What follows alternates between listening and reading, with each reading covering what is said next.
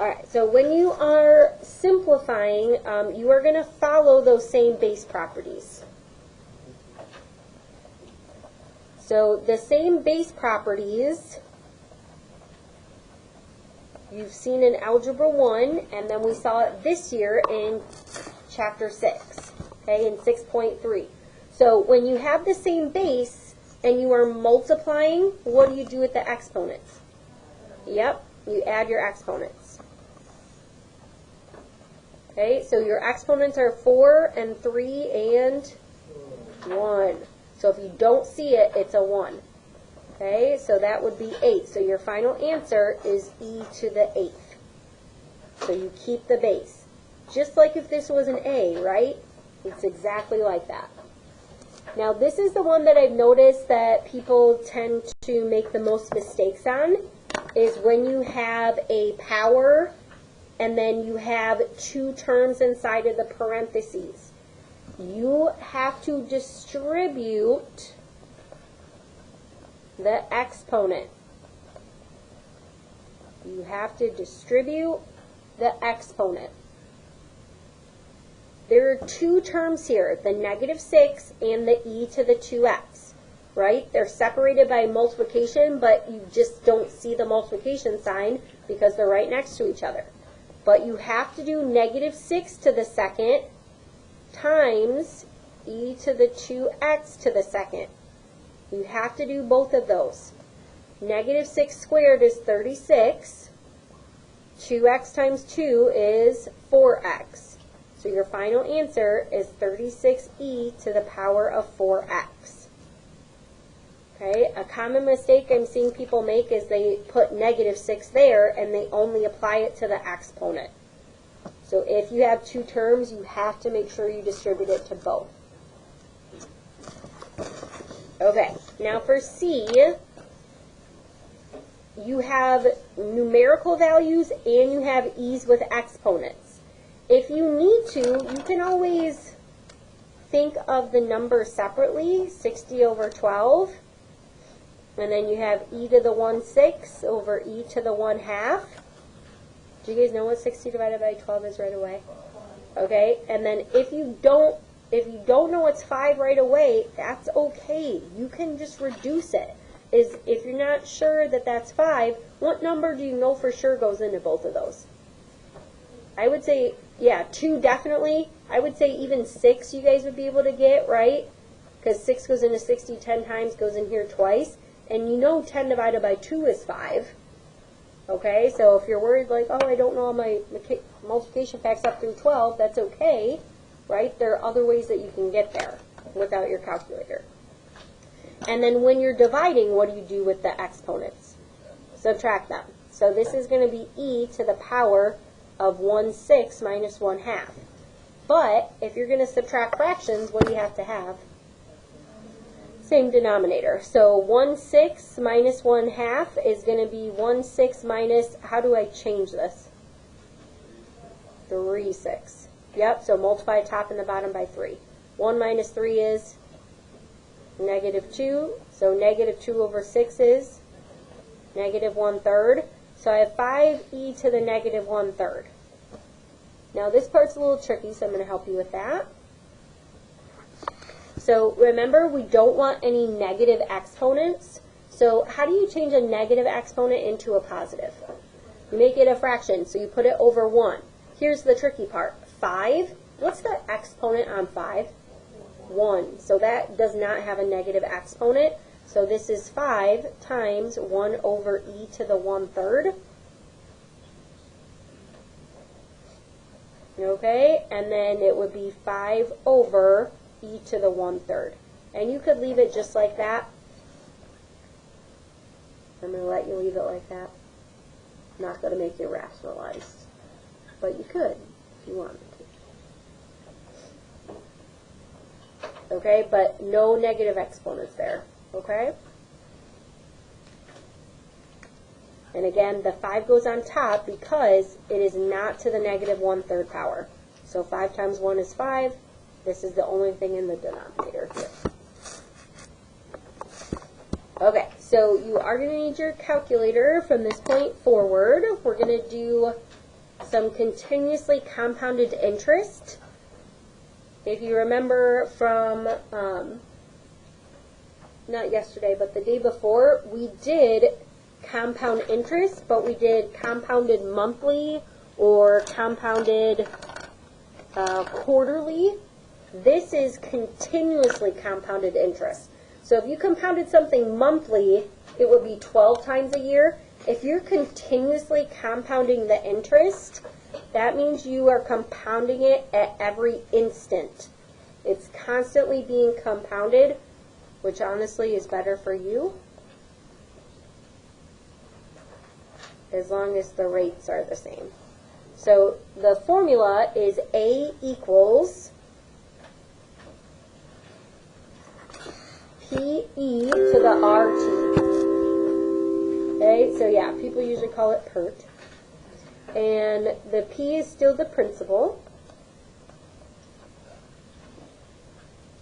Okay, and then the E is the function E, so we don't write that down. You're not going to plug anything in for E. Okay, this is one of the applications, and then the T is still the time, and the A is still the amount in the account.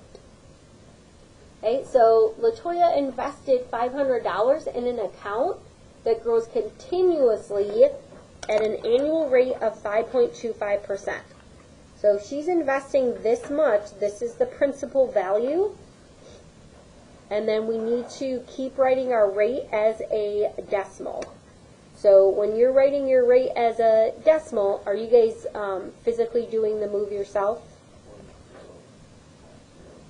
Yep, okay, good. So for A, it says write a function that represents the situation where A is the value of LaToya's investment after T years. So for A, you're going to have A equals, you're going to plug in the principal, you're going to leave E as it is because that's a function. You have your rate, 0.0525, and then you have T. Whenever they ask you to write a function has an input and an output variable. So you should always have an input variable and an output variable. And then for B, it says, what will her investment be worth after 40 years? So that means your T value is 40. Okay? If you're plugging in for T, all you have to do is evaluate. It's when you're finding T, that's when you use the intersection function. Because we've done both over the course of our story problems. And then, of course, whenever you're dealing with money, what are you going to round to? Yep, the hundredths, the nearest cent. Okay, so I want you to plug that into your calculator, and let's make sure we can all get the same answer.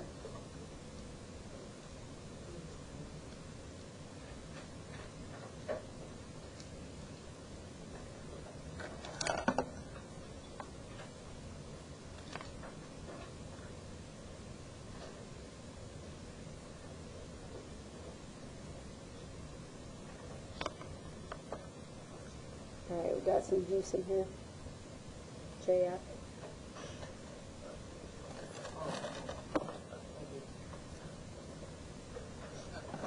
Okay, so when you are rounding to the nearest hundredth place, you're going to look at the third place, and that's going to tell you. So you have 0.84, so you're going to keep it as 0.8.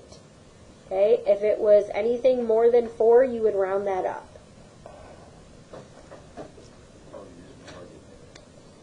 Yep, so because they gave you the T, all you have to do is plug it in. If you have to find the time, like if they give you the amount and you have to find the time, that's when you are going to use the intersection feature.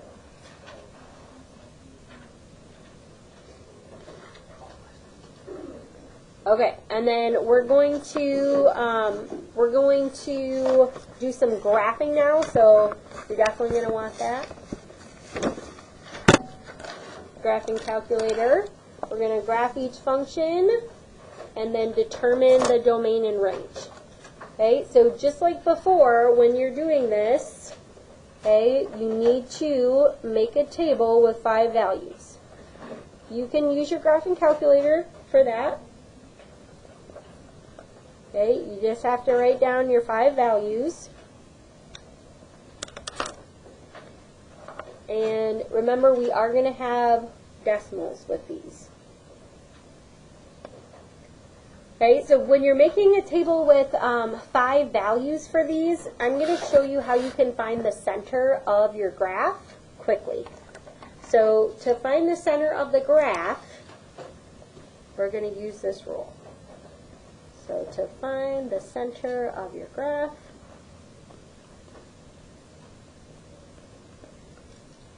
you just have to take the exponent and set it equal to 0. So we're going to set the exponent equal to 0, and we're going to solve. And that's going to be the center of our graph.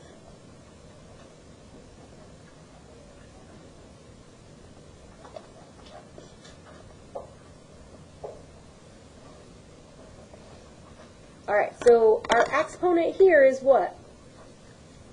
What's the exponent? X minus 2. So if we have x minus 2 equals 0, then x would be 2. That's going to be the center of our chart. So we're going to do 2. So if I go at 2, if I go 2 up, it would be 2, 3, 4, 1, 0.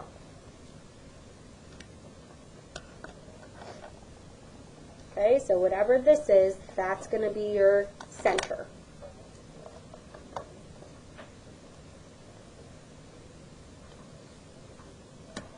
Alright, so if I go to y equals, okay, I'm going to do e, and then it automatically gives me the exponent, and then I'm going to put in x minus 2. If yours has parentheses, you have to close those parentheses. And then if you have this, make sure that you put the +1 arrow down so you have that. And remember, this is going to be very similar to our exponential functions. So even looking at the equation should tell you where your asymptote is. Where is it? 1. Okay, let's see if the graph supports that.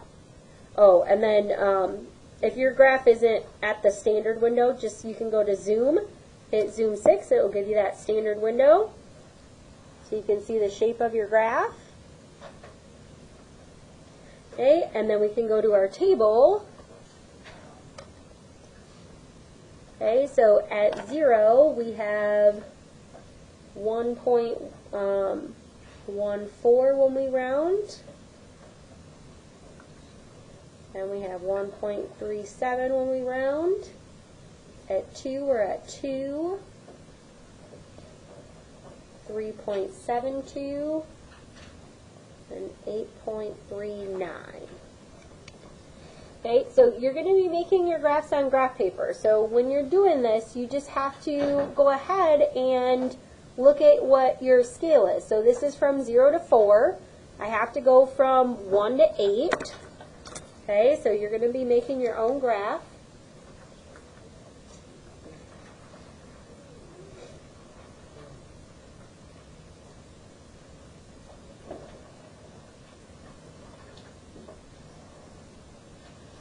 Okay, so I just know that I'm just using the 4, so I have to go up there. I know I have to go to 8, so and I don't have any negative values.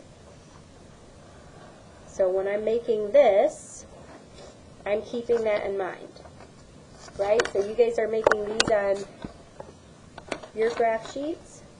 So 1, 2, 3, 4, 5, 6, 7, 8.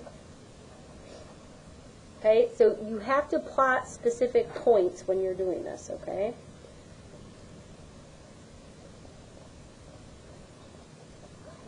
You don't have to put all the tick marks if you don't want to. I like to. It helps me.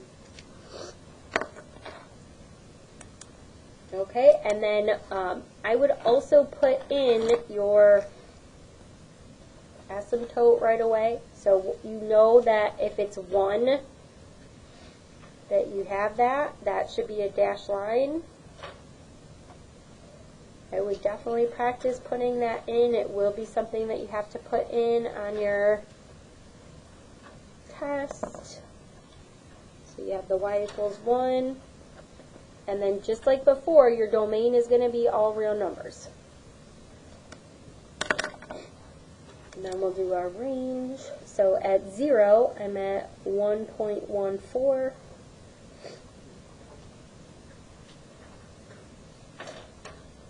At 1, I'm at 1.37.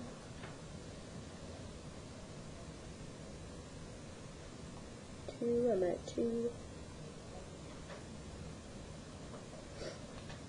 And 3, I'm at 3.72. 4, I'm at 8.39. Okay, so you can see I'm putting like light dots on there. And then when you are drawing your curve should follow your asymptote. It should never dip below it. Okay, so again, your line should follow your asymptote here. It should not dip below it. Okay, so if you're being sloppy with that on your test and it goes below it, you won't get full credit for that. Remember, it never crosses this.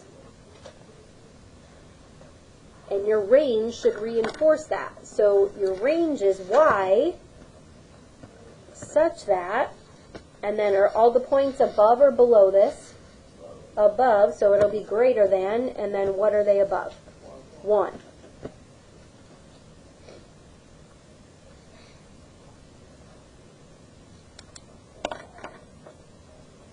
Okay, so for B, I want you to make your table. And again, the first thing you're going to do is you're going to take the exponent, set it equal to 0.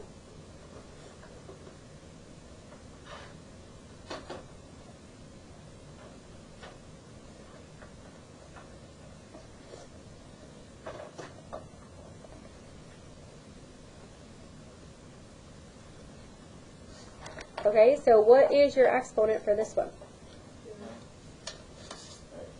Yeah, just your x, so yeah, you'll get 0. Okay, so your exponent is just x, so x equals 0. So when you're making your table, 0's in the middle, you can just go 1, 2, negative 1, negative 2. Before you start making your graph, analyze your table. Look and see what your values are. Okay, are they as spread apart as they were before, or are we going to have to do a different scale, or should we do a different scale?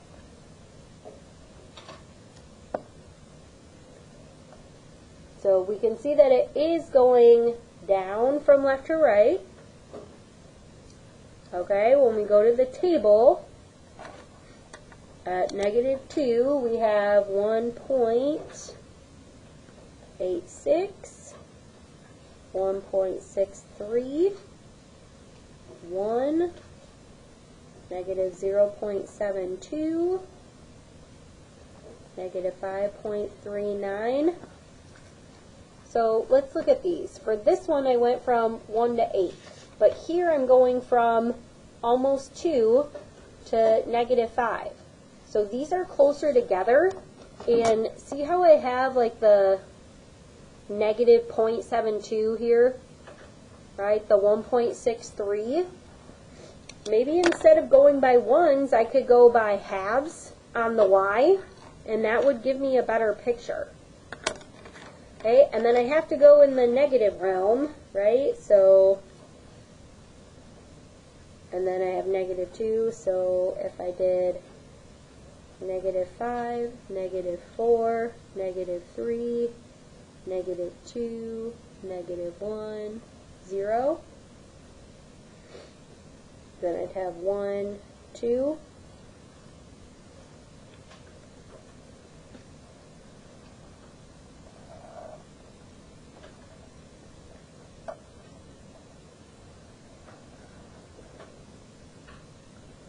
okay, so maybe now I'm going by halves on the y's.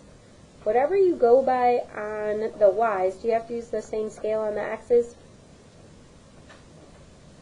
You do not. So we can go by ones on the x's, that's fine.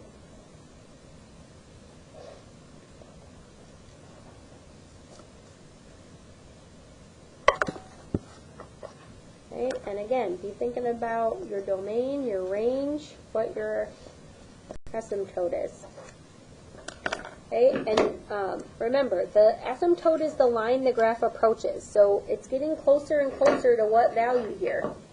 It's getting closer and closer to 2. So you should have y equals 2 labeled on your graph.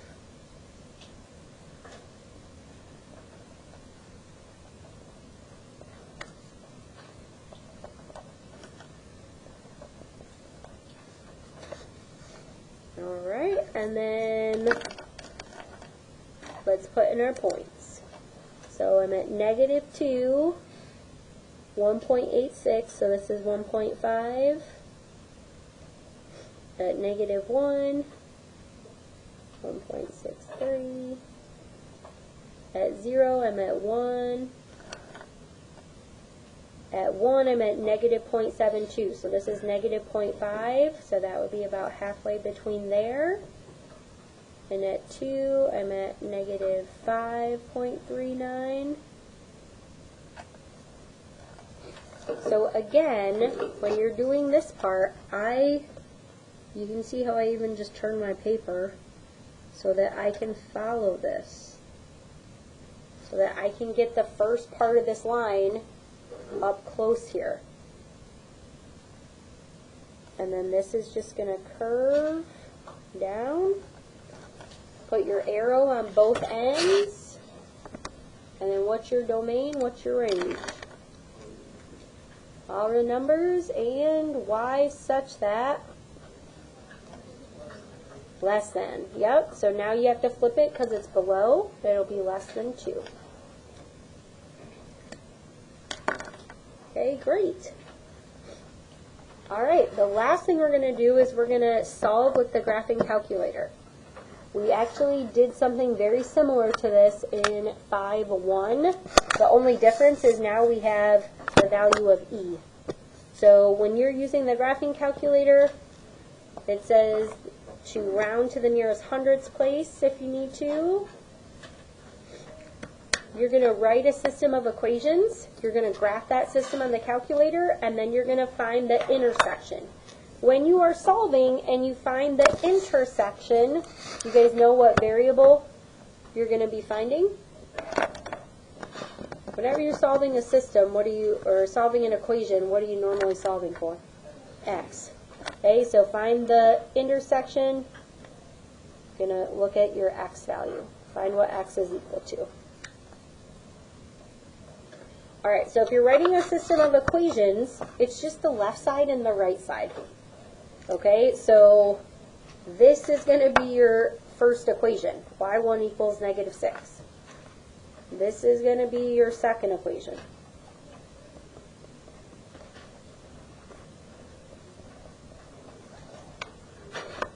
Okay, so then we're going to plug that in. Okay, so in y1, I'm just going to plug in -6. In y2, I have -1.5 e to the power of x minus 3.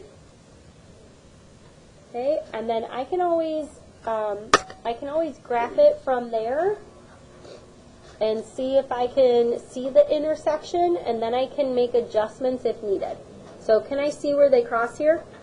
Yep, so I'm just going to go to second, calc, intersect, and then when you're finding it, you just have to arrow over to where they meet. So this is where they meet. First curve, second curve, there's my guess. Okay, and then I'm going to round that to the nearest hundredth. So again, if you're rounding to the nearest hundredth, you always look at the thousandths place. So you have 386. So I usually underline and then draw my arrow. This determines what happens here. So your answer is x equals 4.39. Okay, so I want you guys to go ahead and do B, and then we'll compare our answers.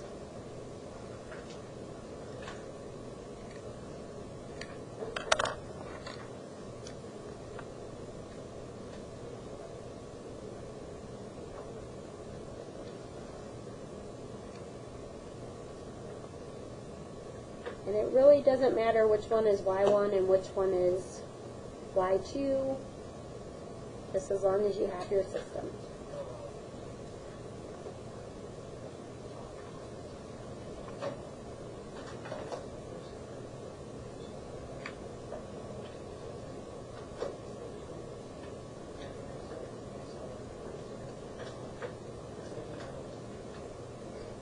Alright, what did we get for x? 0. Yay! Okay, so sometimes it is going to be 0, so don't be alarmed. Okay, so if you get that right on the intersection, okay, it is going to be x is 0, and that is your final answer. Okay?